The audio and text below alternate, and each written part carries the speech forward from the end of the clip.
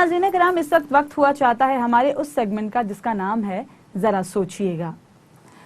नाज़रीन करम, अल्लाह करीम कुरान में फरमाता है कि अगर मेरी नेमतों का शुक्र बजा लाया जाए तो मैं उन नेमतों में इजाफ़ा करता चला जाता हूँ। और फिर अल्लाह कुरान में बार बार फरमाता है फ़बिअय्यि आलाइ रब्बिकुमा तुकज़्ज़िबान, कि तुम अपने रब की कौन कौन सी नेमतों को झुटलाओगे।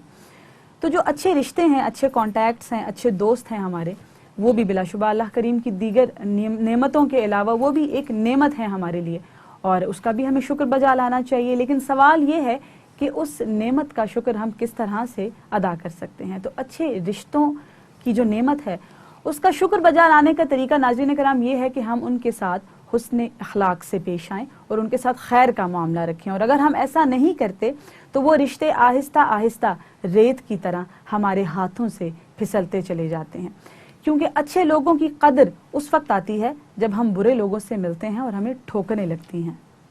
ज़रा सोचिएगा।